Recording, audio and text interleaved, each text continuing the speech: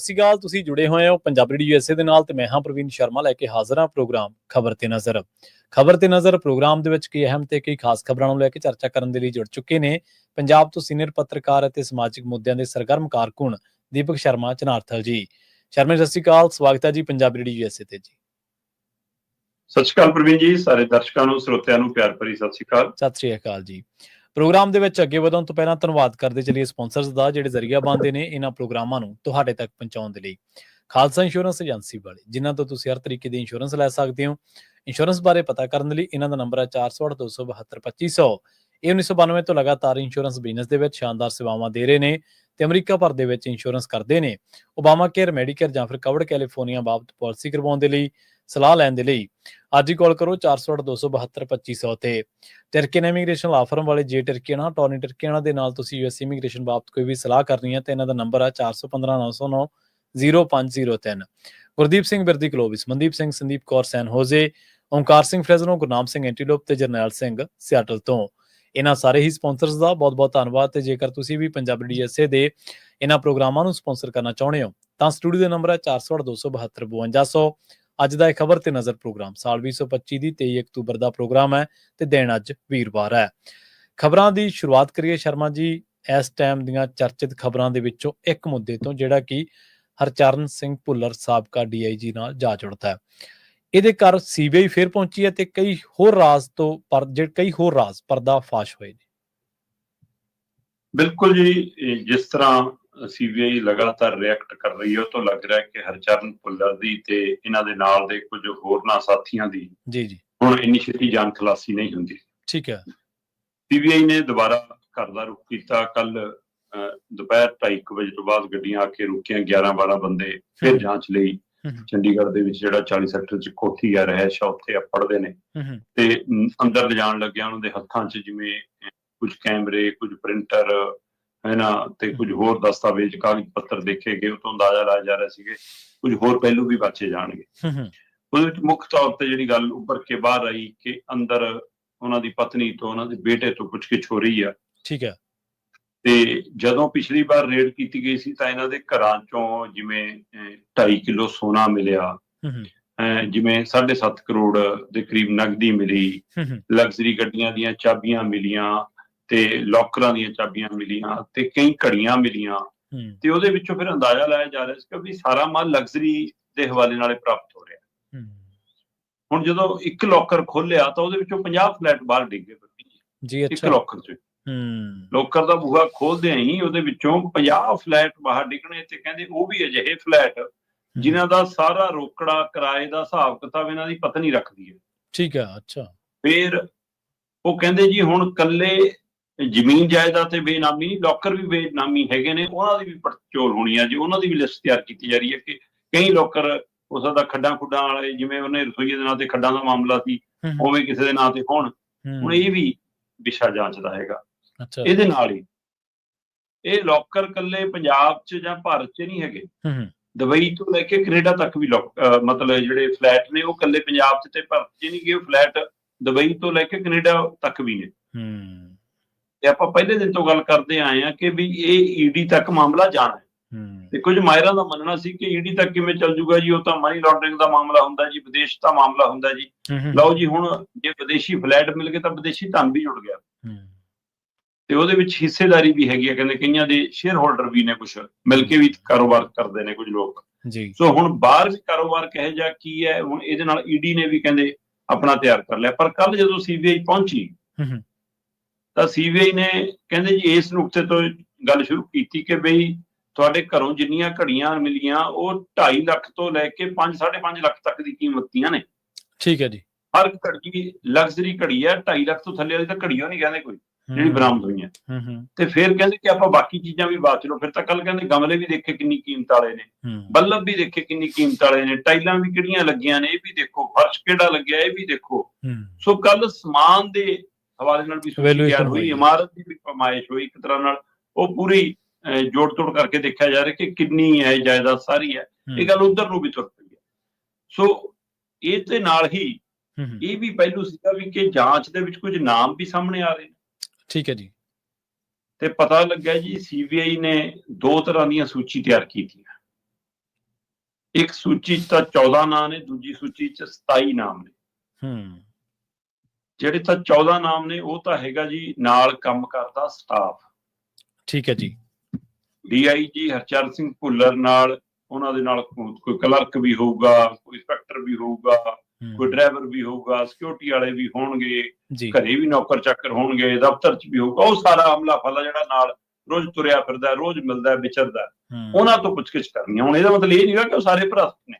ਇਹਦਾ ਮਤਲਬ ਇਹ ਹੈ ਕਿ ਉਹ ਉਹਨਾਂ ਤੋਂ ਜਾਣਨ ਦੀ ਕੋਸ਼ਿਸ਼ ਕਰਨਾ ਚਾਹੁੰਦੀ ਹੈ ਸੀਬੀਆਈ ਕਿ ਕਿਵੇਂ ਬੰਦਿਆਂ ਨੂੰ ਮਿਲਦਾ ਸੀ, ਕੀ ਹਿਸਾਬ ਕਿਤਾਬ ਸੀ, ਕੀ ਕਰਦੇ, ਤੁਹਾਡਾ ਰੋਲ ਕੀ ਸੀ, ਹੈ ਨਾ। ਇਸ ਪਰ ਇਹ ਤੋਂ ਬਿਨਾਂ ਇੱਕ 27 ਦੀ ਸੂਚੀ ਹੋਰ ਤਿਆਰ ਹੈ। ਠੀਕ ਹੈ। ਹੁਣ ਐਸੇ ਤਾਂ ਕੁਝ ਲੋਕ ਤਾਂ ਇਸ ਛਾਪੇ ਨੂੰ ਇਹ 27 ਨਾਲ ਜੋੜ ਕੇ ਦੇਖਦੇ ਆ ਕਿ ਇਹ 227 ਲਈ ਬੀਜੇਪੀ ਦਾ ਰਾਹ ਪੱਧਰਾ ਕਰਨ ਦੀ ਕਵਾਇਦ ਹੈ, ਦਿਖਾਉਣ ਦੀ ਕਵਾਇਦ ਹੈ ਕਿ ਦੇਖੋ ਜੀ ਬੀਜੇਪੀ ਕਿਵੇਂ ਕੰਮ ਕਰਦੀ ਹੈ ਜੀ। ਕੁਝ ਇਹਨੂੰ ਇਹ ਨਾਲ ਵੀ ਜੋੜ ਕੇ ਦੇਖਦੇ ਆ। ਪਰ ਦੂਏ ਪਾਸੇ ਨਜ਼ਰ ਉਹਨਾਂ 27 ਨਾਮਾਂ ਦੇ ਉੱਤੇ ਵੀ ਹੈ ਜਿਹੜੇ 27 ਨਾਮਾਂ ਦੀ ਸੂਚੀ ਤਿਆਰ ਹੈ, ਜਿਹਦੇ ਵਿੱਚ ਕਹਿੰਦੇ IAS ਤੇ IPS ਅਧਿਕਾਰੀ ਵੀ ਨੇ, ਕੁਝ ਸਿਆਸਤਦਾਨ ਵੀ ਨੇ ਤੇ ਕੁਝ ਕਾਰੋਬਾਰੀ ਵਪਾਰੀ ਵੀ ਨੇ। ਤੇ ਕੁੰਵਰ ਵਿਜੇ ਪ੍ਰਤਾਪ ਨੇ ਬੜੀ ਭਾਰੀ ਉਂਗਲ ਧਰੀ ਹੈ ਇਹਨਾਂ ਦੇ ਉੱਤੇ। ਉਹ ਕਹਿੰਦਾ ਵੀ ਕਿ ਜਿਹੀ ਜੀ ਸਰਕਾਰ ਨਕੰਮੀ ਹੈ, ਭ੍ਰਸ਼ਟ ਹੈ, ਤੇ ਉਹੀ ਜਿਹੀ ਅਫਸਰ ਨਕੰਮੇ ਤੇ ਅਫਸਰ ਭ੍ਰਸ਼ਟ ਹੋਣਗੇ। ਅੱਛਾ। ਉਹ ਕਹਿੰਦਾ ਇਸ ਲਈ ਇਹ ਤਾਂ ਸਰਕਾਰ ਦੇ ਵਿੱਚ ਕਾਰੋਬਾਰ ਇਹੀ ਚੱਲਦਾ ਹੈ ਦਲਾਲਗਿਰੀ ਦਾ। ਕੁੰਵਰ ਵਿਜੇ ਪ੍ਰਤਾਪ ਕਹਿੰਦਾ ਕਿ ਜਦੋਂ ਕਿਸੇ ਅਧਿਕਾਰੀ ਦੀ ਵੱਡੇ ਰੈਂਕ ਵਾਲੇ ਦੀ ਬਦਲੀ ਹੁੰਦੀ ਆ ਤੇ ਦੂਜੇ ਦਫ਼ਤਰ ਜਾ ਕੇ ਜੁਆਇਨ ਕਰਦਾ ਹੈ ਤਾਂ ਉਹਦਾ ਸਵਾਗਤ ਪਹਿਲਾਂ ਉੱਥੇ ਦਾ ਸਟਾਫ, ਅਮਲਾ ਫਾਲਾ, ਉਹਦੇ ਨਾਲ ਦੇ ਸਾਥੀ ਨਹੀਂ ਕਰਦੇ। ਉਹਦਾ ਸਟਾਫ ਪਹਿਲਾਂ ਦਲਾਲ ਕਰਦੇ ਨੇ। ਅੱਛਾ। ਤੇ ਕਹਿੰਦਾ ਕਿ ਹਰ ਦਫ਼ਤਰ ਦੇ ਵਿੱਚ ਗਰੋਹ ਬਣੇ ਨੇ, ਉਹਨਾਂ ਦਾ ਪੂਰਾ ਹਿਸਾਬ ਕਿਤਾਬ ਨਾਲ ਚੱਲਦਾ। ਠੀਕ ਹੈ। ਤੇ ਇਸ ਲਈ ਕਹਿੰਦਾ ਕਿ ਇਹ ਤਾਂ ਗਹਿਰਾਈ ਨਾਲ ਜਾਂਚ ਹੋਰ ਪਹਿਲੂ ਹੋਣੀ ਚਾਹੀਦੀ ਹੈ। ਸਟਾਫ ਕਹਿੰਦੇ ਕਿ ਇਹੀ ਜਾਂਚ ਪੰਜਾਬ ਸਰਕਾਰ ਨੇ ਕਿਉਂ ਨਹੀਂ ਕੀਤੀ, ਵਿਜੀਲੈਂਸ ਕਿੱਥੇ ਸੁੱਤੀ ਪਈ ਸੀ। ਸਹੀ ਹੈ।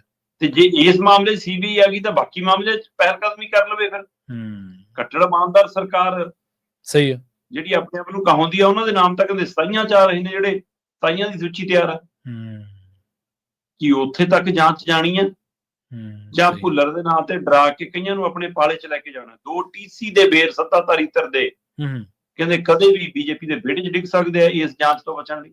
ਅੱਛਾ। ਗੱਲਾਂ ਇੱਥੇ ਤੱਕ ਤੁਰ ਪਈਆਂ। ਤੋ ਇਸ ਲਈ ਕਾਫੀ ਕੁਝ ਇਹਦੇ ਹਵਾਲੇ ਨਾਲ ਚਰਚਾ ਹੈ। ਪਰ ਕੱਲ ਦੀ ਰੇਡ ਨੇ ਇੱਕ ਵਾਰ ਫਿਰ ਫਿਕਰ ਵਧਾਇਆ ਭੁੱਲਰ ਦੇ ਨੇੜਲਿਆਂ ਦਾ।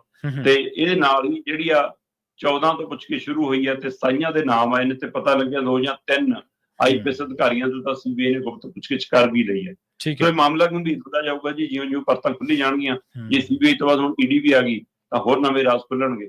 ਸੋ ਅਜੇ ਤਾਂ ਸ਼ੁਰੂਆਤ ਹੈ, ਪਰ ਇਹ ਕੀ ਹੈ, ਰਾਜਨੀਤਿਕ ਤੌਰ ਤੇ ਮੋੜਾ ਕੱਟੂਗੀ ਜਾਂ ਸੱਚਮੁੱਚ ਭ੍ਰਿਸ਼ਟਾਚਾਰੀ ਨੂੰ ਨਕੇਲ ਪਾਉਣ ਲਈ ਅੱਗੇ ਵਧੂਗੀ, ਇਹ ਦੇਖਣ ਵਾਲੀ ਗੱਲ ਜੀ। ਸਮੇਂ-ਸਮੇਂ ਦਾ ਗੇੜ ਹੈ ਸ਼ਰਮਾ ਜੀ। ਕਈ ਵਾਰੀ ਲੋਕ ਸੋਚਦੇ ਹੋਣਗੇ ਅਸੀਂ ਭੁੱਲਰ ਦੀ ਗੁੱਡ ਬੁੱਕ 'ਚ ਆ ਜਾਈਏ, ਅਸੀਂ ਭੁੱਲਰ ਦੇ ਨੋਟਿਸ 'ਚ ਆ ਜਾਈਏ, ਤੇ ਹੁਣ ਲੋਕ ਇਹ ਸੁੱਖਾਂ ਸੁੱਖਦੇ ਹੋਣਗੇ ਕਿਤੇ ਭੁੱਲਰ ਦੀ ਗੁੱਡ ਬੁੱਕ 'ਚ ਸਾਡਾ ਨਾਂ ਨਾ ਆ ਜੇ। ਹਾਂ, ਹੁਣ ਜਿਵੇਂ ਤੁਸੀਂ ਡਾਇਰੀਆਂ ਦਾ ਜ਼ਿਕਰ ਕੀਤਾ ਨਾ ਵੀ 2 ਤਰ੍ਹਾਂ ਦੇ ਜਿਹੜੇ ਉਹ ਚਰਚੇ ਚੱਲ ਰਹੇ ਨੇ। ਸੋ ਹੁਣ ਲੋਕ ਸੋਚਦੇ ਹੋਣਗੇ ਉਹਨਾਂ ਦਾ ਅਮਲਾ ਫਾਲਾ, ਉਹਨਾਂ ਦੇ ਨੇੜਲੇ ਰਿਸ਼ਤੇਦਾਰ, ਮਿੱਤਰ ਪਿਆਰੇ, ਪਾਰਟੀਆਂ ਕਰਨ ਵਾਲੇ, ਪਾਰਟੀਆਂ ਲੈਣ ਵਾਲੇ, ਕਿਤੇ ਸਾਡਾ ਨਾਂ ਨਾ ਉਹਨਾਂ ਡਾਇਰੀਆਂ ਦੇ ਵਿੱਚ ਆ ਜਾਵੇ। ਅਗਲੀ ਗੱਲ ਕਰੀਏ ਇੱਕ ਹੋਰ ਪੁਲਿਸ ਅਫਸਰ ਜਿਹਦਾ ਅਤੀਤ, ਜਿਹਦਾ ਪਿਛੋਕੜ ਕਾਫੀ ਵਿਵਾਦਤ ਰਿਹਾ ਔਰ ਕਾਫੀ ਕਈ ਤਰ੍ਹਾਂ ਦੇ ਇਲਜ਼ਾਮ ਲੱਗਦੇ ਰਹੇ ਨੇ, ਮੁਹੰਮਦ ਮੁਸਤਫਾ। ਮੁੰਡੇ ਦੀ ਹੱਤਿਆ ਦਾ ਮਾਮਲਾ ਵੀ ਕਹਿੰਦੇ CBI ਕੋਲ ਜਾ ਰਿਹਾ ਜੀ। ਬਿਲਕੁਲ ਜੀ। ਪੰਜਾਬ ਦੇ DGP ਰਹੇ ਨੇ ਮੁਹੰਮਦ ਮੁਸਤਫਾ ਜੀ। ਉਵੇਂ ਕੋਈ ਪੁਲਿਸ ਪ੍ਰਸ਼ਾਸਨ, ਕੋਈ ਸਿਵਲ ਪ੍ਰਸ਼ਾਸਨ, ਕੋਈ ਅਧਿਕਾਰੀ, ਕੋਈ ਧਿਰ ਜਿੱਥੇ ਤੈਨਾਤੀਆਂ ਰਹੀਆਂ ਉੱਥੇ ਦੇ ਕੋਈ ਲੋਕ ਆਏ ਹੱਕ 'ਚ ਨਿੱਤਰ ਕੇ, ਕੋਈ ਬੋਲਿਆ ਨਹੀਂ। ਗੁੱਡ ਬੁੱਕ 'ਚ ਤਾਂ ਇਹਨਾਂ ਦੇ 'ਚ ਵੀ ਖਾਸੇ ਹੋਣਗੇ। ਸਹੀ ਗੱਲ, ਬਿਲਕੁਲ। ਕਿੱਥੇ ਨੇ ਉਹ ਸਾਰੇ? ਉਹ ਕਿਉਂ ਡਰਦੇ, ਹੁਣ ਸਾਹਮਣੇ ਨਹੀਂ ਆ ਰਹੇ। ਤੇ ਦੂਏ ਪਾਸੇ ਪਿੰਡ-ਪਿੰਡ, ਗਲੀ-ਗਲੀ ਮੁਸਤਫਾ ਦੇ ਕਾਰਗੁਜ਼ਾਰੀ ਦੀ ਚਰਚਾ ਤੁਰ ਪਈ ਆ ਦੁਬਾਰਾ। ਸਹੀ, ਬਿਲਕੁਲ ਸਹੀ। ਇੱਧਰ ਜੇ ਪਤਨੀ ਦੀ ਗੱਲ ਕਰੀਏ ਇਹਨਾਂ ਦੀ, ਅਕੀਲ ਅਖਤਰ ਦੀ ਮਾਂ ਦੀ ਰਜੀਆ ਸੁਲਤਾਨਾ, ਕਾਂਗਰਸ ਦੇ ਵਿੱਚ ਰਾਜ ਭਾਗ ਮਾਨਿਆ, MLA ਤੋਂ ਲੈ ਕੇ ਮੰਤਰੀ ਤੱਕ ਦਾ। ਜੀ ਸਹੀ ਆ। ਉਹ ਪਾਰਟੀ ਦੇ ਲੀਡਰ ਕਿੰਨਾ ਕੁ ਸਾਹਮਣੇ ਆ ਕੇ ਰਿਐਕਟ ਕਰ ਰਹੇ ਨੇ ਕਿ ਕਾਂਗਰਸ ਨੇ ਵੀ ਪੱਲਾ ਛਡਾ ਲਿਆ, ਸਿਆਸੀ ਜਮਾਤ ਨੇ ਵੀ ਪੱਲਾ ਛਡਾ ਲਿਆ, ਸਿਆਸੀ ਧਿਰਾਂ ਨੇ ਵੀ ਦੂਰੀ ਵੱਟ ਲਈ ਹੈ। ਸਵਾਲ ਇਹ ਵੀ ਹੈ। ਸਹੀ। ਦੂਜੇ ਪਾਸੇ ਉਧਰ ਵੀ CBI ਦੀ ਦਾਖਲ ਦੀ ਤਿਆਰੀ ਹੋ ਗਈ ਇੱਕ ਤਰ੍ਹਾਂ ਨਾਲ। ਠੀਕ ਹੈ ਜੀ। ਵੈਸੇ ਤਾਂ ਸਿੱਟ ਬਣ ਗਈ ਸੀ ਹਰਿਆਣਾ ਪੁਲਿਸ ਵੱਲੋਂ, ਉਹਦੇ ਵੱਲੋਂ ਜਾਂਚ ਵਿੱਢੀ ਗਈ ਸੀ, ਨੌਕਰਾਂ ਚਾਕਰਾਂ ਸਿਕਿਉਰਿਟੀ ਵਾਲਿਆਂ ਤੋਂ ਪੁੱਛਗਿੱਛ ਵੀ ਕਰ ਲਈ ਸੀ, ਕਮਰੇ ਕੁਮਰੇ 'ਚ ਵੀ ਪਹੁੰਚ ਗਏ ਸੀ, ਜਾਇਆ ਸੀ ਉੱਥੇ ਤੱਕ, ਸਾਰੀ ਕਾਰਵਾਈ ਲੀਕ ਰਹੀ ਸੀ। ਇਹਨਾਂ ਨੂੰ ਵੀ ਬੁਲਾਇਆ ਸੀਗਾ, ਮੁਹੰਮਦ ਮੁਸਤਫਾ ਤੇ ਰਜੀਆ ਸੁਲਤਾਨਾ ਨੂੰ ਵੀ। ਕਹਿੰਦੇ ਜੀ ਇਹਨਾਂ ਨੇ ਅਜੇ ਸਿੱਟ ਮੂਹਰੇ ਪੇਸ਼ ਹੋਣੋਂ ਦੂਰੀ ਬਣਾ ਕੇ ਰੱਖੀ। ਤੇ ਜਦੋਂ ਮੀਡੀਆ ਤੱਕ ਪਹੁੰਚ ਕੀਤੀ ਮੀਡੀਆ ਨੇ, ਤਾਂ ਉਹਨਾਂ ਨੂੰ ਕਿਹਾ ਬਈ ਅਸੀਂ ਆ ਕੇ ਕੀ ਕਰਨਾ। ਕਹਿੰਦੇ ਸਾਨੂੰ ਵੀ ਤਾਂ ਪਤਾ ਹੀ ਹੈ ਕਿ ਹੁਣ ਸੀਬੀਆਈ ਨੇ ਇਨਵੋਲਵ ਹੋ ਜਾਣਾ, ਫਿਰ ਸੀਬੀਆਈ ਨੂੰ ਦੱਸਾਂਗੇ ਸਾਰਾ ਕੁਛ। ਸਹੀ ਹੈ। ਅੱਛਾ, ਵੈਸੇ ਕਹਿੰਦੇ ਆਪ ਜਾਂਚ ਲਈ ਤਿਆਰ ਆ ਜੀ, ਅਸੀਂ ਚਾਹੁੰਦੇ ਆ, ਚੰਗੀ ਗੱਲ ਆ ਕਹਿੰਦੇ ਜੀ ਸੀਬੀਆਈ ਦੀ ਜਾਂਚ ਹੋ ਜਾਵੇ। ਪਰ ਕੁਝ ਤਰ੍ਹਾਂ ਕਹਿੰਦੇ ਕਿ ਇਹਦੇ ਨਾਲ ਖੌਫ ਜਤਾਏ ਪਰਿਵਾਰ ਨੂੰ। ਠੀਕ ਹੈ। ਇਹ ਵੈਸੇ ਤਾਂ ਘਟਨਾਕ੍ਰਮ ਹਰਿਆਣੇ 'ਚ ਵਾਪਰਿਆ, ਪੰਚਕੂਲੇ 'ਚ ਹੋਇਆ, ਪਰ ਤਾਲੁਕਾਤ ਸਾਰਾ ਰਾਜਨੀਤਿਕ ਤੇ ਪ੍ਰਸ਼ਾਸਨਿਕ ਇਹਨਾਂ ਦਾ ਪੰਜਾਬ ਨਾਲ ਰਿਹਾ। ਸਹੀ ਹੈ, ਸਹੀ ਬਿਲਕੁਲ। ਇਸ ਲਈ ਉਹ ਕਹਿੰਦੇ ਕਿ ਪੁਲਿਸ ਦੀਆਂ ਤਾਰਾਂ ਤਾਂ ਇੱਧਰ ਉੱਧਰ ਜੁੜੇ ਜਾਂਦੀਆਂ, ਕਿ ਹੋ ਸਕਦਾ ਕਿ ਇਹ ਵੀ ਹੋਵੇ ਕਿ ਕਿਤੇ ਹਰਿਆਣੇ 'ਚ ਵੀ ਇਹਨਾਂ ਦਾ ਰਸੂਖ ਨਾ ਕੰਮ ਕਰ ਜਾਵੇ। ਤੇ ਦੂਸਰਾ, ਕੁਝ ਧਿਰਾਂ ਨੂੰ ਇਹ ਵੀ ਲੱਗਦਾ ਕਿ ਜੇ ਹਰਿਆਣਾ ਸਰਕਾਰ ਕਾਰਵਾਈ ਕਰਦੀ ਆ, ਹਰਿਆਣਾ ਪੁਲਿਸ ਕਾਰਵਾਈ ਕਰਦੀ ਆ, ਤਾਂ ਪਤਨੀ ਸਾਬਕਾ ਮੰਤਰੀ ਰਹੀ ਆ, ਪਿਓ ਇੱਕ ਸੂਬੇ ਦਾ ਪੁਲਿਸ ਦਾ ਮੁਖੀ ਰਿਹਾ, ਸੋ ਉਸ ਨਾਤੇ ਕਹਿੰਦੇ ਕੁਝ ਮਨਜ਼ੂਰੀਆਂ ਦੀ ਪ੍ਰਕਿਰਿਆ ਅੜ ਜਾਂਦੀ ਹੁੰਦੀ ਜਦੋਂ ਸੂਬੇ ਦੀ ਏਜੰਸੀਆਂ ਜਾਂ ਕੋਈ ਕਾਰਵਾਈ ਕਰਦੀਆਂ ਇਹਨਾਂ ਤਰ੍ਹਾਂ ਦੇ ਖਿਲਾਫ। ਸਹੀ ਹੈ। ਤਾਂ ਉਹ ਮਨਜ਼ੂਰੀ ਲੈਣਾ ਜ਼ਰੂਰੀ ਹੁੰਦੀ ਹੈ ਇੱਕ ਪ੍ਰਕਿਰਿਆ ਦੇ ਤਹਿਤ, ਪੰਜਾਬ ਤੋਂ ਜਾਂ ਸਿਸਟਮ ਤੋਂ। ਤੇ ਇਸ ਲਈ ਜੇ ਸੀਬੀਆਈ ਆਊਗੀ ਕਹਿੰਦੇ ਫਿਰ ਇਹ ਸਾਰੇ ਰਾਹ ਖੁੱਲੇ ਨੇ। ਤੇ ਇਸ ਲਈ ਆਪਣੇ ਆਪ ਨੂੰ ਕਿਸੇ ਇਸ ਗੱਲ ਤੋਂ ਜੀ ਕਿ ਹਰਿਆਣਾ ਸਰਕਾਰ ਨੇ ਆਹ ਕੀਤਾ ਜੀ, ਬਦਲਾਖੋਰੀ ਜੀ, ਇਹ ਬੀਜੇਪੀ ਦੀ ਸਰਕਾਰ ਹੈ ਜੀ, ਵੈਸੇ ਤਾਂ ਸੀਬੀਆਈ ਕਿਹੜਾ ਇਹਨਾਂ ਦੇ ਹੱਥੋਂ ਬਾਹਰ ਹੈ। ਸਹੀ ਗੱਲ ਹੈ, ਬਿਲਕੁਲ। ਉਹ ਤਾਂ ਇਹਨਾਂ ਦੀ ਹੱਥ ਹੈ, ਇਹਨਾਂ ਦੀ ਏਜੰਸੀ ਹੈ, ਪਰ ਤਾਂ ਵੀ ਫਿਰ ਇਹ ਹੁੰਦਾ ਜੀ ਕਿ ਕੇਂਦਰੀ ਏਜੰਸੀ ਜਾਂਚ ਕਰੀਏ। ਇਸ ਲਈ ਉਹ ਆਪਣਾ ਪੱਲਾ ਵੀ ਚੜਾਉਣ ਲਈ ਮੰਨਿਆ ਜਾ ਰਿਹਾ ਕਿ ਉਹਨੇ ਮਾਮਲਾ ਸੀਬੀਆਈ ਦੇ ਹੱਥ ਵਧਾ ਦਿੱਤਾ। ਠੀਕ ਹੈ। ਤੋਂ ਹਰਿਆਣਾ ਸਰਕਾਰ ਨੇ ਲਿਖ ਕੇ ਦਿੱਤਾ ਕਿ ਇਸ ਮਾਮਲੇ ਦੀ ਜਾਂਚ ਸੀਬੀਆਈ ਕਰੇ, ਪਰ ਸੀਬੀਆਈ ਵੱਲੋਂ ਅਜੇ ਤੱਕ ਜਦ ਤੱਕ ਆਪਾਂ ਪ੍ਰੋਗਰਾਮ ਕਰ ਰਹੇ ਹਾਂ ਤਦ ਤੱਕ ਇਹਦੇ ਤੇ ਕੋਈ ਰਿਐਕਸ਼ਨ ਨਹੀਂ ਆਇਆ। ਪਰ ਜਿਵੇਂ ਖੁਦ ਮੁਹੰਮਦ ਮੁਸਤਫਾ ਦਾ ਪਰਿਵਾਰ ਸਿੱਟ ਨਾਲ ਰਾਬਤਾ ਕਰਨ ਤੋਂ ਪਿੱਛੇ ਹਟਿਆ, ਤੇ ਇਹ ਉਹਨਾਂ ਦੇ ਮੀਡੀਆ ਚ ਆ ਕੇ ਕਿਹਾ ਕਿ ਸਾਨੂੰ ਵੀ ਪਤਾ ਹੀ ਹੈ ਕਿ ਹੁਣ ਸੀਬੀਆਈ ਕੋਲ ਜਾਣਾ, ਕੀ ਸੀਬੀਆਈ ਨੂੰ ਸਹਿਯੋਗ ਕਰਨਗੇ, ਕੀ ਸੀਬੀਆਈ ਦਾ ਇੰਤਜ਼ਾਰ ਹੋ ਰਿਹਾ, ਕੀ ਸੀਬੀਆਈ ਨੇ ਫਿਕਰ ਪਾਇਆ। ਸੋ ਇਹ ਹੁਣ ਆਉਣ ਵਾਲਾ ਵਕਤ ਤੈਅ ਕਰੂਗਾ, ਪਰ ਮੁਸ਼ਕਲਾਂ ਇਸ ਪਰਿਵਾਰ ਦੀਆਂ ਵੀ ਵੱਧਦੀਆਂ ਨਜ਼ਰ ਆ ਰਹੀਆਂ। ਤੇ ਇਹਨਾਂ ਲਈ ਵੀ ਇਹ ਸਵਾਲ ਜ਼ਰੂਰ ਹੋਊਗਾ ਵੀ ਕੀ ਇਹ ਸੱਚਮੁੱਚ ਜਿਹੜਾ ਉਹ ਕਹਿੰਦੇ ਸੀਗੇ ਕਿ ਮੁੰਡਾ ਤਾਂ ਜੀ ਮਾਨਸਿਕ ਰੋਗੀ ਹੈ, 40% ਤੇ ਜੀ ਉਹ ਤਾਂ ਡਰਗ ਹੀ ਸੀ, ਜਦੋਂ ਕਿ ਪੋਸਟਮਾਰਟਮ 'ਚ ਇੱਕ ਟੀਕੇ ਦਾ ਹੀ ਨਿਸ਼ਾਨ ਆਇਆ। ਇਸ ਤੋਂ ਵੀ ਲੋਕ ਕਿ ਕੀ ਫਿਰ ਉਹ ਡਰਗ ਹੋਰ ਕਿਹੜੇ ਤਰੀਕੇ ਨਾਲ ਲੈਂਦਾ ਸੀ, ਕੀ ਉਹ ਟੀਕਾ ਆਪ ਲਾਇਆ ਸੀ ਜਾਂ ਨਹੀਂ ਲਾਇਆ ਸੀ। ਤੇ ਜੇ ਤੁਸੀਂ ਕਹਿੰਦੇ ਹੋ ਕਿ ਅਸੀਂ ਮਤਲਬ ਉਹ ਲੋਕ ਆ ਜਿਨ੍ਹਾਂ ਦੇ ਘਰਾਂ 'ਚ ਕੋਈ ਵੀ ਆਉਂਦਾ ਜਾਂਦਾ ਤਾਂ ਪਤਾ ਲੱਗਦਾ ਕਿ ਫਿਰ ਚਿੱਟਾ ਕੌਣ ਦੇ ਜਾਂਦਾ ਸੀ, ਉਹਨੂੰ ਨਸ਼ਾ ਕੌਣ ਫੜਾ ਜਾਂਦਾ ਸੀ, ਤੁਹਾਡੀ ਐਡੀ ਸਿਕਿਉਰਿਟੀ ਦੇ ਵਿੱਚ ਇੰਨੀ ਆਪਣੇ ਘਰ ਦੀ ਨਜ਼ਰਬੰਦੀ 'ਚ। ਸਵਾਲ ਇਹ ਵੀ ਕਈ ਖੜੇ ਨੇ, ਕਈ ਕਹਿੰਦੇ ਕਿ ਵੀ ਜਾਂਚ ਦਾ ਵਿਸ਼ਾ ਹੋਣਾ ਚਾਹੀਦਾ ਹੈ ਕਿ ਵੀ ਕੀ ਉਹ ਸੱਚਮੁੱਚ ਮਾਨਸਿਕ ਰੋਗੀ ਹੋ ਗਿਆ ਸੀ ਕਿ ਬਣਾ ਦਿੱਤਾ ਗਿਆ ਸੀ। ਇਸ ਪਹਿਲੂ ਤੇ ਵੀ ਜਾਂਚ ਹੋਣੀ ਚਾਹੀਦੀ ਹੈ ਜਿਹੇ ਜਿਹੇ ਵੀਡੀਓ 'ਚ ਦੋਸ਼ ਲਾਏ ਨੇ। ਸੋ ਹੁਣ ਇਹ ਗਾਂ ਜਿੱਦਾਂ ਹੀ ਮਾਮਲਾ ਵਧੂਗਾ ਤਾਂ ਕਈ ਪਰਤਾਂ ਖੁੱਲਣਗੀਆਂ, ਕਈ ਰਾਜ ਉਧੜਨਗੇ, ਕਈ ਸਿਰੇ ਨਵੇਂ ਸਾਹਮਣੇ ਆਉਣਗੇ। ਸੋ ਮੈਨੂੰ ਲੱਗਦਾ ਕਿ ਜੇ ਨਿਰਪੱਖਤਾ ਨਾਲ ਜਾਂਚ ਹੋਵੇ ਤਾਂ ਇਹਦੇ ਮਾਮਲੇ 'ਚ ਵੀ ਕਈ ਭਾਜ ਉਧੜ ਸਕਦੇ ਨੇ। ਜੀ ਬਿਲਕੁਲ, ਖਾਸ ਤੌਰ ਤੇ ਉਹਨਾਂ ਬੰਦਿਆਂ ਦੇ ਲਈ ਇਹ ਚੀਜ਼ ਕਾਫੀ ਮੁਸ਼ਕਲ ਹੁੰਦੀ ਹੈ ਜਿਨੇ ਲੋਕਾਂ ਨੂੰ ਖੁਦ ਇੰਟੈਰੋਗੇਟ ਕੀਤਾ ਹੋਵੇ, ਤੇ ਜਦੋਂ ਆਪਣੀ ਇੰਟੈਰੋਗੇਸ਼ਨ ਆਵੇ ਫਿਰ ਉਹਨੂੰ ਪਤਾ ਹੁੰਦਾ ਕਿ ਫੇਜ਼ ਕਿਸ ਤਰ੍ਹਾਂ ਦੇ ਹੁੰਦੇ ਨੇ।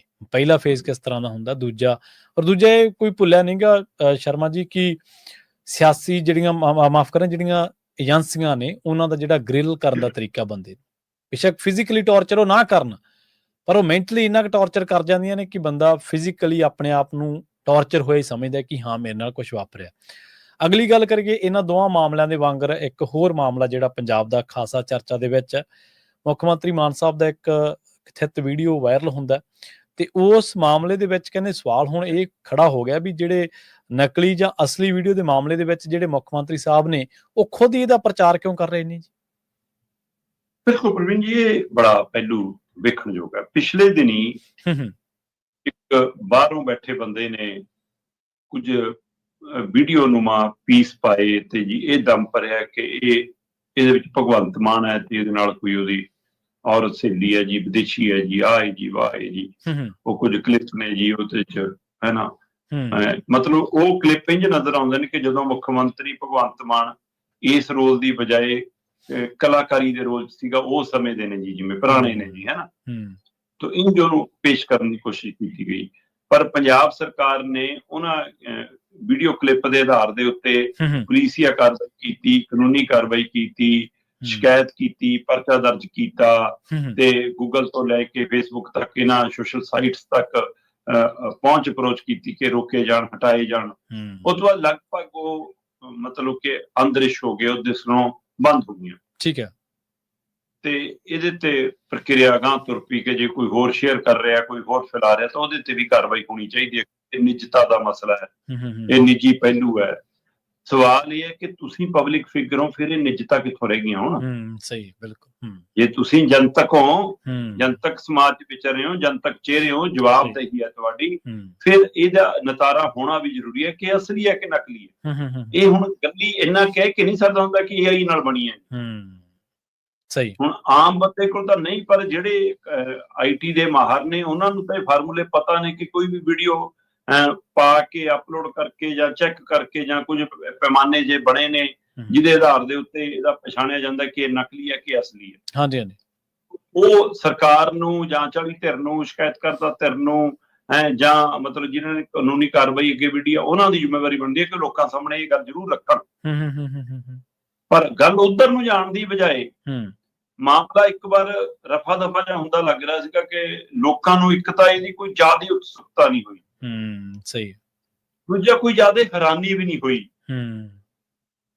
ਤੀਜਾ ਲੋਕਾਂ ਨੂੰ ਇਹ ਵੀ ਹੈ ਕਿ ਅੱਜ ਦੇ ਦੌਰ ਦੇ ਵਿੱਚ ਕਿਸੇ ਬਾਰੇ ਵੀ ਕੁਝ ਵੀ ਫੈਲਾਇਆ ਜਾ ਸਕਦਾ, ਇਸ ਲਈ ਇਹ ਵੀ ਨਹੀਂ ਕਿਹਾ ਜਾ ਸਕਦਾ ਕਿ ਸੱਚਮੁੱਚ ਪੂਰਾ ਅਸਲੀ ਹੈ। ਸੋ ਇਸ ਦਵੰਦ ਦੇ ਵਿਚਾਲੇ ਇੱਕ ਵਾਰ ਇਹ ਵੀਡੀਓ ਹਟ ਗਈਆਂ, ਉਸ ਤੋਂ ਬਾਅਦ ਇੱਕ ਦੀ ਪੋਸਟ ਨਵੀਂ ਆ ਗਈ, ਫੇਰ ਹੈ ਨਾ, ਉਹ ਪ੍ਰਕਿਰਿਆ ਚੱਲ ਰਹੀ ਸੀ। ਪਰ ਕਿਤੇ ਨਾ ਕਿਤੇ ਮਾਮਲਾ ਠੰਡਾ ਹੁੰਦਾ ਜਾ ਰਿਹਾ ਸੀ। ਅਚਾਨਕ ਮੁੱਖ ਮੰਤਰੀ ਭਗਵੰਤ ਮਾਨ ਨੇ ਖੁਦ ਇਹਨੂੰ ਤੂਲ ਕਿਉਂ ਦਿੱਤੀ? ਸਵਾਲ ਇਹ। ਸਹੀ ਹੈ, ਬਿਲਕੁਲ। ਮੀਡੀਆ ਚ ਆ ਕੇ ਕਹਿਣਾ ਕਿ ਇਹੋ ਜਿਹਾ ਕੁਛ ਤਾਂ ਬੀਜੇਪੀ ਕਰਦੀ ਹੈ, ਬੀਜੇਪੀ ਆਪੇ ਫੈਲਾਉਂਦੀ ਹੈ, ਬੀਜੇਪੀ ਕੋਲ ਹੋਰ ਕਰਨ ਨੂੰ ਕੀ ਹੈ, ਇਹ ਕਿਰਦਾਰ ਕੁਸ਼ੀ ਕਰਦੀ ਹੈ। ਤੇ ਉਹੀ ਟੋਨ ਹੈ ਨਾ ਬਲਤੇਜ ਪੰਨੂ ਦੀ ਵੀ, ਉਹੀ ਟੋਨ ਇਹਨਾਂ ਦੇ ਹੋਰ ਬੁਲਾਰਿਆਂ ਦੀ ਵੀ ਹੈ, ਇਹਨਾਂ ਦੇ ਮੈਂਬਰ ਪਾਰਲੀਮੈਂਟ ਜਿਹੜਾ ਮੁੱਖ ਸਪੋਕਸਪਰਸਨ ਆ ਉਹਦੀ ਵੀ, ਟੈਲੀਵਿਜ਼ਨਾਂ ਤੇ ਇਹਨਾਂ ਦੇ ਬੰਦਿਆਂ ਦੀ, ਬਹਿਸ ਵਾਲਿਆਂ ਦੀ ਵੀ, ਤੇ ਬੀਜੇਪੀ ਦੇ ਮੋੜਵੇਂ ਹਮਲੇ। ਤੇ ਜੀ ਇਹ ਇੰਜ ਹੋ ਗਿਆ ਜਿਵੇਂ ਆਮ ਆਦਮੀ ਪਾਰਟੀ ਬਨਾਮ ਬੀਜੇਪੀ ਹੋ ਗਿਆ। ਸਹੀ। ਕੀ ਇਹ ਸਹਿਜ ਸਵਾਈ ਬਣ ਗਿਆ? ਇਹਨੂੰ ਫਿਰ ਬਣ ਦਿੱਤਾ ਗਿਆ। ਕੀ ਜਿਹੜਾ ਕੈਂਪਾਂ ਦੇ ਸਮੇਂ, ਜਦੋਂ ਕੈਂਪਾਂ ਪਿੰਡਾਂ ਚ ਕੈਂਪ ਲਾ ਰਹੀ ਹੈ ਜੀ ਬੀਜੇਪੀ, ਕੇਂਦਰੀ ਯੋਜਨਾਵਾਂ ਲੈ ਕੇ ਆ ਰਹੀ ਹੈ ਜੀ, ਇਹ ਨਹੀਂ ਕਰ ਸਕਦੀ ਜੀ, ਆਮ ਆਦਮੀ ਪਾਰਟੀ ਨੇ ਰੋਕਣ ਦੀ ਕਵਾਇਦ ਤੋਰੀ ਸੀ, ਉਹ ਤਾਂ ਹੜਾ ਕਰਕੇ ਸਾਰਾ ਮਾਮਲਾ ਹੜ ਗਿਆ ਪਿੱਛੇ। ਤੇ ਕੀ ਮੁੜ ਕੇ ਉਸੇ ਪਲੇਟਫਾਰਮ ਤੇ ਲਿਆਉਣ ਦੀ ਤਿਆਰੀ ਹੈ ਕਿ ਆਪਾਂ ਹੀ ਸੈਂਟਰ ਸਟੇਜ 'ਚ ਰਹਿਣਾ, ਬੀਜੇਪੀ ਔਰ ਆਮ ਆਦਮੀ ਪਾਰਟੀ ਨੇ? ਕੀ ਇਹ ਕਾਂਗਰਸ ਅਕਾਲੀਆਂ ਨੂੰ ਪਿਛਾਂ ਧੱਕਣ ਦੀ ਕਵਾਇਦ ਦਾ ਫਾਰਮੂਲਾ ਹੈ? ਸਹੀ।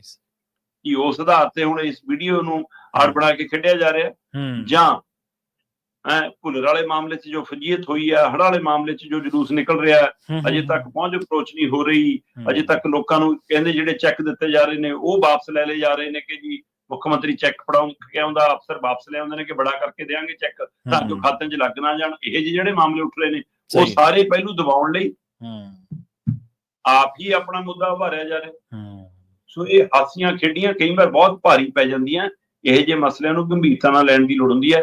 ਜੇ ਇਹਦੇ ਨਾਂ ਤੇ ਰਾਜਨੀਤੀ ਖੇਡਣ ਦੀ ਕਵਾਇਦ ਹੈ ਤਾਂ ਪਤਾ ਨਹੀਂ ਕੱਲ ਨੂੰ ਕੀ ਕਿਹੜਾ ਮੋੜਾ ਕੱਟ ਜਾਵੇ।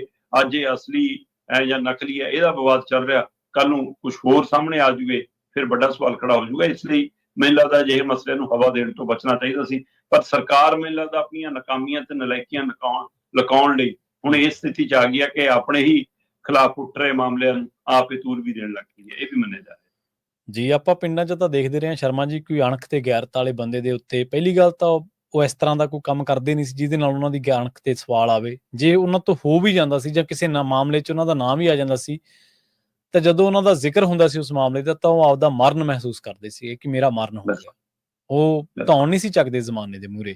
ਪਰ ਖੌਰੇ ਕਿਹੜੀ ਕਸਵੱਟੀ ਜਾਂ ਕਰਵਟ ਇਸ ਜ਼ਮਾਨੇ ਨੇ ਲਈ ਆ ਵੀ ਹੁਣ ਇਹ ਚੀਜ਼ਾਂ ਜਿਹੜੀਆਂ ਪਬਲਿਸਿਟੀ ਦਾ ਕਾਰਨ ਬਣ ਗਈਆਂ ਨੇ, ਸਸਤੀ ਸ਼ੋਹਰਤ ਜਿਹਨੂੰ ਆਪਾਂ ਕਹਿ ਸਕਦੇ ਹਾਂ, ਉਹਨੂੰ ਹਾਸਲ ਕਰਨ ਦਾ ਇੱਕ ਤਰੀਕਾਕਾਰ ਬਣ ਗਈਆਂ ਨੇ।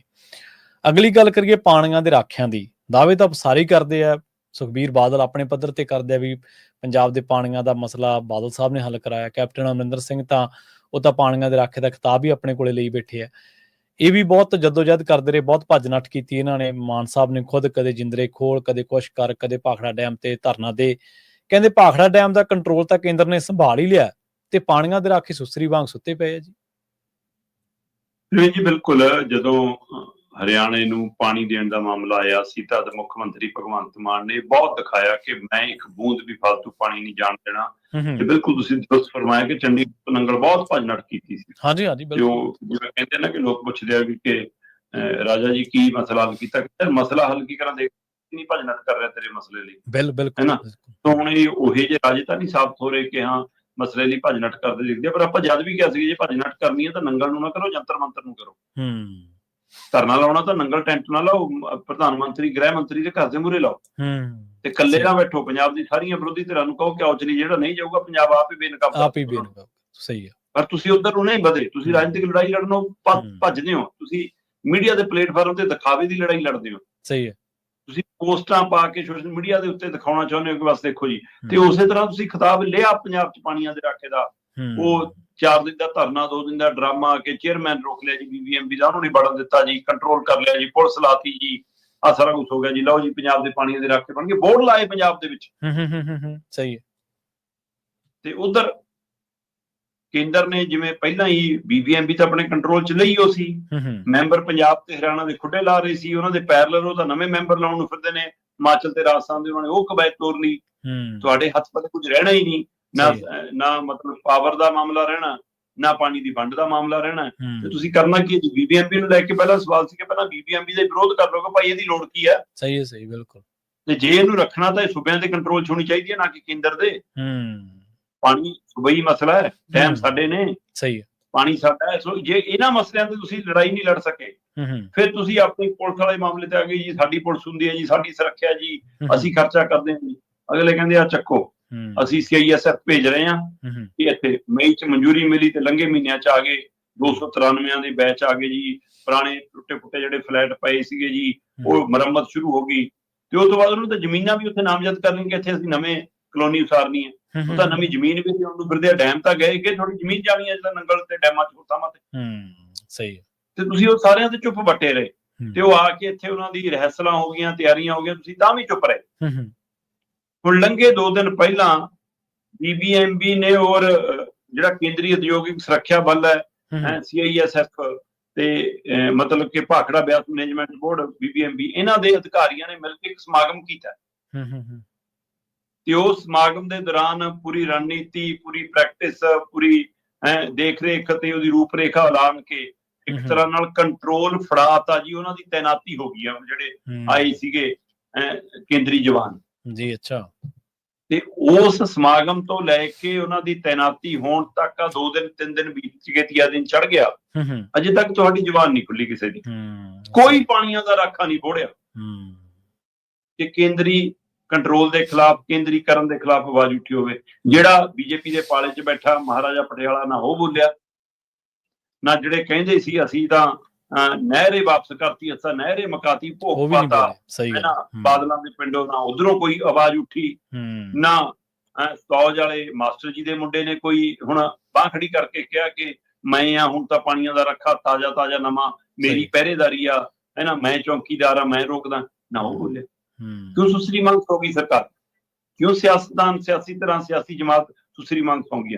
ਕੀ ਇਹਨਾਂ ਨੂੰ CBI ED ਤੋਂ ਡਰ ਲੱਗਦਾ ਹੈ? ਸਹੀ ਹੈ। ਕੀ 2027 ਦੀ ਆਪਣੀ ਕੋਈ ਚਾਲ ਢਾਲ ਦਿਖਦੀ ਹੈ ਕਿ ਪਤਾ ਨਹੀਂ ਕਿੱਧਰ ਜਾਣਾ ਪੈ ਜਾਵੇ, ਹੈਨਾ? ਕੀ ਆਪਣੇ ਪੁਰਾਣੇ ਕੀਤੀਆਂ ਕਰਤੂਤਾਂ ਤੇ ਪਰਦਾ ਪਾਉਣ ਦੇ ਲਈ ਚੁੱਪ ਨੇ ਤੇ ਪੰਜਾਬ ਦਾਅ ਤੇ ਲੱਗਿਆ ਰਹੇ? ਪੰਜਾਬ ਦਾ ਕੇਂਦਰੀਕਰਨ ਹੋ ਜਾਵੇ, ਪੰਜਾਬ ਦਾ ਕੰਟਰੋਲ ਚਲਾ ਜਾਵੇ ਕੇਂਦਰ ਕੋਲ। ਇੱਕ ਪਾਸੇ 50 ਕਿਲੋਮੀਟਰ ਦੇ ਫਾਰਮੂਲੇ ਦੇ ਤਹਿਤ ਅੱਧਾ ਪੰਜਾਬ ਉਹਨਾਂ ਦੇ ਕੰਟਰੋਲ 'ਚ ਹੈ। ਪੰਜਾਬ ਦੇ ਜਾਇਦਾਦ, ਪੰਜਾਬ ਦੇ ਸੋਰਸ, ਪੰਜਾਬ ਦੇ ਸਾਰੀਆਂ ਚੀਜ਼ਾਂ ਦਾ ਕੰਟਰੋਲ ਉਹਨਾਂ ਕੋਲ ਜਾ ਰਿਹਾ। ਤੁਸੀਂ ਸੁੱਤੇ ਪਏ ਹੋ ਤਾਂ ਤੁਹਾਡਾ ਕੰਟਰੋਲ ਵੀ ਉਹਨਾਂ ਕੋਲ ਹੈ ਜਨਾਬ, ਤੁਸੀਂ ਤਾਂ ਚੁੱਕੋ। ਹਾਂਜੀ, ਬਿਲਕੁਲ, ਇਹਦੇ 'ਚ ਤਾਂ ਕੋਈ ਦੋ ਰਾਏ ਨਹੀਂ। ਇਸ ਤੁਹਾਡੀ ਗੱਲ ਤੋਂ ਤਾਂ ਇਹੀ ਪ੍ਰਤੀਤ ਹੁੰਦਾ ਸ਼ਰਮਾ ਜੀ, ਉਹ ਤਾਂ ਕਿਸਾਨੀ ਅੰਦੋਲਨ ਕਰਕੇ ਥੋੜਾ ਜਿਹਾ ਫਰਕ ਪੈ ਗਿਆ, ਨਹੀਂ ਤਾਂ ਪੰਜਾਬ ਦੇ ਬਹੁਤ ਵੱਡੇ ਰਾਜਨੀਤਿਕ ਚਿਹਰੇ BJP 'ਚ ਜਾਣ ਨੂੰ ਤਿਆਰ ਸੀਗੇ। ਉਹ 2022 'ਚ ਗੱਲ ਨਹੀਂ ਬਣੀ ਤੇ ਹੁਣ 27 ਦੇ ਵਿੱਚ ਵੇਖ ਲਓ ਤੁਸੀਂ, ਬਹੁਤ ਜਿਹੜੇ ਧੜੱਲੇ ਨਾਲ ਬੋਲਦੇ ਨੇ, ਪੰਜਾਬ ਪੰਜਾਬ ਕੂਕਦੇ ਨੇ ਸਟੇਜਾਂ ਤੋਂ, ਰੈਲੀਆਂ ਤੋਂ, ਉਹ ਤੁਹਾਨੂੰ ਉੱਧਰ ਜਾਂਦੇ ਮਿਲਣਗੇ, ਆਪਣੇ ਆਪ ਨੂੰ ਬਹੁਤ ਪੰਜਾਬ ਪ੍ਰਸਤ ਕਹਿਣ ਵਾਲੇ। ਆਪਾਂ ਇਹ ਨਹੀਂ ਕਹਿੰਦੇ ਕਿ ਕਿਹੜੀ ਪਾਰਟੀ ਪੰਜਾਬ ਪ੍ਰਸਤ ਹੈ ਕਿਹੜੀ ਨਹੀਂ, ਪਰ ਇਸ ਟਾਈਮ ਉਹ ਕੇਂਦਰ ਦੇ ਵਿੱਚ ਨੇ ਤੇ ਜਿਹੜੀਆਂ ਧੱਕੇਸ਼ਾਹੀਆਂ ਹੋ ਰਹੀਆਂ ਨੇ ਉਹ ਕਰ ਰਹੇ ਨੇ। ਤਾਂ ਕਰਕੇ ਅਸੀਂ ਕਹਿ ਰਹੇ ਹਾਂ ਕਿ ਪੰਜਾਬ ਪ੍ਰਸਤ ਹੋਣਾ ਤੇ ਦਿੱਲੀ ਪ੍ਰਸਤ ਹੋਣਾ ਦੋ ਵੱਖ-ਵੱਖ ਗੱਲਾਂ ਨੇ। ਬਿਲਕੁਲ। ਜਾਂਦੇ ਜਾਂਦੇ ਗੱਲ ਕਰੀਏ ਬਿਹਾਰ ਦੀ ਰਾਜਨੀਤੀ ਦੇ ਬਾਰੇ ਸ਼ਰਮਾ ਜੀ, ਮਹਾਗਠਜੋੜ ਨੇ ਸੀਐਮ ਦਾ ਚਿਹਰਾ ਐਲਾਨ ਦਿੱਤਾ ਤੇ ਹੁਣ ਨਜ਼ਰਾਂ ਐਨਡੀਏ ਤੇ ਨੇ ਜੀ। ਬਿਲਕੁਲ ਜੀ, ਬਿਹਾਰ ਦੇ ਵਿੱਚ 2 ਫੇਜ਼ 'ਚ ਵੋਟਾਂ ਪੈਣੀਆਂ ਨੇ ਜੀ। ਤੇ ਉਹਦੇ ਲਈ ਤਿਆਰੀ ਹੈ। ਦੂਜਾ ਫੇਜ਼ ਤਾਂ ਪੰਜਾਬ ਦਾ ਵੀ ਹੈ, ਤਰਨਤਾਰਨ ਵੀ ਨਾਲੇ ਆ, 11 ਨਵੰਬਰ ਨੂੰ, 14 ਨਵੰਬਰ ਨੂੰ ਆਉਣੇ ਆ। ਪਰ 2 ਧਿਰਾਂ ਜਿਹੜੀਆਂ ਆਪਸ 'ਚ ਟਕਰਾਉਣਗੀਆਂ ਬਿਹਾਰ ਦੇ ਵਿੱਚ, ਮਹਾਗਠਜੋੜ ਤੇ ਐਨਡੀਏ ਵਾਲੇ ਜੀ ਹੈ ਨਾ, ਉਹਨਾਂ ਦੋਵਾਂ ਦੇ ਵਿੱਚ ਹੀ ਆਪਸੀ ਖਿੱਚੋਤਾਣ ਅਜੇ ਵੀ ਚੱਲਦੀ ਹੈ। ਜੇ ਇੱਧਰ ਚੱਲਦੀ ਹੈ ਮਤਲਬ ਕਿ ਚਿਰਾਗ ਪਾਸਵਾਨ ਤੇ ਨਤੀਸ਼ ਦੇ ਵਿਚਾਲੇ ਜਾਂ ਬੀਜੇਪੀ ਨਾਲ ਸੀਟਾਂ ਦੇ ਵੰਡ ਵੰਡੀ ਲੈ ਸੀਗਾ, ਤੇ ਉਧਰ ਵੀ ਇਸੇ ਤਰ੍ਹਾਂ ਸੀਗਾ ਕਿ ਕੁਝ ਸੀਟਾਂ ਦੇ ਉੱਤੇ ਫਰੈਂਡਲੀ ਉਮੀਦਵਾਰ ਖੜੇ ਹੋ ਗਏ ਸੀ ਦੋਹਾਂ ਧਿਰਾਂ ਦੇ, ਕਾਂਗਰਸ ਦੇ ਵੀ ਤੇਜਸਵੀ ਹੋਰਾਂ ਦੀ, ਆਰਜੇਡੀ ਦੇ ਵੀ। ਸੋ ਇਸ ਤਰੀਕੇ ਕਰਨ ਨਾਲ ਵੀ ਸੀਗਾ। ਪਰ ਕੱਲ ਜਿਵੇਂ ਸਾਂਝੀ ਪ੍ਰੈਸ ਕਾਨਫਰੰਸ ਕੀਤੀ, 12-15 ਜਿੰਨੇ ਗੱਠਜੋੜ 'ਚ ਧਿਰਾਂ ਹੈਗੀਆਂ ਉਹਨਾਂ ਸਾਰਿਆਂ ਦੇ ਲੀਡਰ ਆਏ, ਸਾਰਿਆਂ ਨੂੰ ਬੋਲਣ ਦਾ ਮੌਕਾ ਦਿੱਤਾ ਤੇ ਅਸ਼ੋਕ ਗਹਿਲੋਤ ਨੇ ਫਿਰ ਲਾਲੂ ਪ੍ਰਸਾਦ ਯਾਦਵ ਦੇ ਮੁੰਡੇ ਤੇਜਸਵੀ ਯਾਦਵ, ਜਿਹੜਾ 35 ਸਾਲ ਦੀ ਅਜੇ ਉਮਰ ਹੈ, ਉਹਨੂੰ ਸੀਐਮ ਦਾ ਫੇਸ ਐਲਾਨ ਦਿੱਤਾ। ਠੀਕ ਹੈ। ਹੁਣ ਇੱਕ ਤਾਂ ਨੌਜਵਾਨ ਬਨਾਮ ਬਜ਼ੁਰਗ, ਇੱਕ ਲਾਲੂ ਪਰਿਵਾਰ ਬਨਾਮ ਨਤੀਸ਼, ਇੱਕ ਲਾਲੂ ਦੀ ਜੀਵਨ ਸ਼ੈਲੀ ਤੇ ਜੀ ਨਤੀਸ਼ ਦਾ ਵਿਵਹਾਰ ਪਿਛਲੇ ਦਿਨਾਂ ਦੀਆਂ, ਉਹਨਾਂ ਦੀ ਕਾਰਗੁਜ਼ਾਰੀ, ਢੰਗ ਤਰੀਕਾ, ਇਹਨਾਂ ਨੂੰ ਲੈ ਕੇ ਕਈ ਤਰ੍ਹਾਂ ਦੀ ਚਰਚਾ ਚੱਲਣੀਆਂ ਤੇ ਤੇਜਸਵੀ ਦਾ ਤੇਜ ਕਿੰਨਾ ਕੁ ਕੰਮ ਕਰਦਾ, ਇਹ ਤਾਂ ਆਉਂਦਾ ਵਕਤ ਦੱਸੂਗਾ। ਪਰ ਇੱਕ ਕਦਮ ਅਗਾਂਹ ਵਧਾਇਆ। ਪਹਿਲਾਂ ਜਿਹੜੇ ਕੰਮਾਂ 'ਚ ਕਾਂਗਰਸ ਜਾਂ ਉਹਨਾਂ ਦੇ ਗੱਠਜੋੜ ਧਿਰਾਂ ਨਲਾਇਕ ਰਹਿੰਦੀਆਂ ਸੀ, ਠੀਕ ਹੈ ਜੀ, ਕਈ ਥਾਵਾਂ ਤੇ ਚਿਹਰਾ ਨਹੀਂ ਦੇ ਪਾਉਂਦੀਆਂ ਸੀ, ਵਿਅਕਤੀ ਨਹੀਂ ਪੇਸ਼ ਕਰ ਪਾਉਂਦੀ ਸੀ, ਅੱਜ ਉਹਨਾਂ ਨੇ ਮੁੱਖ ਮੰਤਰੀ ਦਾ ਚਿਹਰਾ ਵੀ ਪੇਸ਼ ਕਰਤਾ ਤੇ 2-3 ਉਪ ਮੁੱਖ ਮੰਤਰੀ ਦੇ ਹਵਾਲੇ ਨਾਲ ਵੀ ਵੋਟਾਂ ਪੱਕੀਆਂ ਕਰਨ ਦੀ ਕਵਾਇਦ ਕੀਤੀ ਹੈ। ਪਰ ਕੀ ਇਹ ਵੋਟ ਬੈਂਕ ਉਹਨਾਂ ਲਈ ਸਰਕਾਰ ਬਣਾਉਣ ਲਈ ਸਹਾਈ ਹੋਊਗੀ? ਕੀ ਵੋਟ ਚੋਰੀ, ਵੋਟ ਸਧਾਈ ਉਹਨਾਂ ਲਈ ਕੋਈ ਅੜਿੱਕਾ ਬਣੂਗੀ, ਜਾਂ ਉਹਦੇ ਸਿਰ ਠਿਕਰਾ ਫੋੜਨ ਦਾ ਮੌਕਾ ਮਿਲੂਗਾ, ਜਾਂ ਸਰਕਾਰ ਬਣਾ ਕੇ ਕਹਿਣਗੇ ਕਿ ਇਹ ਚਾਲਾਂ ਵੀ ਤੁਹਾਡੀਆਂ ਨਹੀਂ ਚੱਲੀਆਂ? ਇਹ ਤਾਂ ਹੁਣ 14 ਤਰੀਕ ਨੂੰ ਪਤਾ ਲੱਗੂਗਾ। ਸਹੀ। ਪਰ ਜਿਵੇਂ ਹੀ ਤੇਜਸਵੀ ਦਾ ਨਾਮ ਐਲਾਨਿਆ, ਉਸ ਨੇ ਐਨਡੀਏ ਗੱਠਜੋੜ ਦੇ ਲਈ ਹੁਣ ਸਵਾਲ ਖੜਾ ਕਰ ਦਿੱਤਾ, ਜਿਹੜੇ ਕਹਿੰਦੇ ਜੀ ਅਸੀਂ ਨਤੀਸ਼ ਦੀ ਅਗਵਾਈ 'ਚ ਲੜ ਰਹੇ ਹਾਂ। ਉਹ ਕਹਿੰਦੇ ਅਗਵਾਈ 'ਚ ਨਹੀਂ, ਕੀ ਨਤੀਸ਼ ਸੀਐਮ ਦਾ ਚਿਹਰਾ ਹੈ ਤੁਹਾਡਾ ਕਿ ਨਹੀਂ, ਇਹ ਦੱਸੋ। ਤੋ ਲੋਕ ਪੁੱਛਣਗੇ ਜੀ। ਹੁਣ ਇਹਦਾ ਨਾਲ ਇੱਕ ਦਬਾਅ ਤਾਂ ਬਣ ਜਾਂਦਾ ਤੁਹਾਡੇ ਕਿ ਇੱਕ ਪਾਸੇ ਫੇਸ ਨਾਲ ਲੜ ਰਿਹਾ, ਦੂਏ ਪਾਸੇ ਬਿਨਾਂ ਫੇਸ ਤੋਂ। ਵੈਸੇ ਬੀਜੇਪੀ ਕਈ ਥਾਵਾਂ ਦੇ ਉੱਤੇ ਹੁਣ ਬਿਨਾਂ ਚਿਹਰੇ ਤੋਂ ਲੜਦੀ ਆ, ਤੇ ਉਸ ਤੋਂ ਬਾਅਦ ਫਿਰ ਉਹ ਕਿਸੇ ਨੂੰ ਵੀ ਅਗਾਂਹ ਲਿਆ ਕੇ ਬਣਾ ਦਿੰਦੀ ਹੈ। ਤੇ ਇੱਥੇ ਵੀ ਉਹ ਨਤੀਸ਼ ਦੇ ਨਾਂ ਤੇ ਲੜ ਕੇ ਬਾਅਦ ਚੋਂ ਜੇ ਆਪ ਵੱਧ ਲੈ ਗਏ ਸੀਟਾਂ, ਜਿਵੇਂ ਉਹਦੀ ਵਿਸ਼ਾਤ ਵਿਛਾਈ ਸੀ ਇੱਕ ਵਾਰ ਸ਼ੁਰੂ 'ਚ ਵੀ, ਤੇ ਹੁਣ ਬਰਾਬਰੀ ਤੇ ਲਿਆਏ ਨੇ ਇੱਥੇ ਤੱਕ, ਕੀ ਉਹ ਨਿਗਲ ਲੈਣਗੇ ਸਥਾਨਕ ਪਾਰਟੀ ਨੂੰ ਇੱਥੇ ਵੀ, ਤੇ ਉਸ ਤੋਂ ਬਾਅਦ ਆਪਣਾ ਕੰਟਰੋਲ ਲੈਣ ਦੀ ਕਵਾਇਦ 'ਚ ਨੇ? ਇਹ ਤਾਂ ਨਤੀਜੇ ਤੈਅ ਕਰਨਗੇ ਕਿ ਸੀਐਮ ਕਿਹਦਾ ਬਣਨਾ। ਪਰ ਅਜੇ ਤਾਂ ਫੇਸ ਤੈਅ ਕਰਨ ਦੀ ਲੜਾਈ ਹੈ, ਜਿਸ 'ਚ ਮਹਾਗਠਜੋੜ ਨੇ ਮਤਲਬ ਮੱਲ ਮਾਰੀ ਹੈ, ਤੇ ਇਹ ਅਜੇ ਪਛੜ ਗਏ ਨੇ। ਤੇ ਇਹਨਾਂ ਕੰਨੀ ਨੂੰ ਦੇਖਿਆ ਜਾ ਰਿਹਾ ਕੀ ਇਹ ਐਲਾਨਣਗੇ ਜਾਂ ਟਾਲਾ ਵੱਟਣਗੇ, ਇਹ ਦੇਖਦੇ ਆ ਜੀ। ਜੀ ਬਿਲਕੁਲ।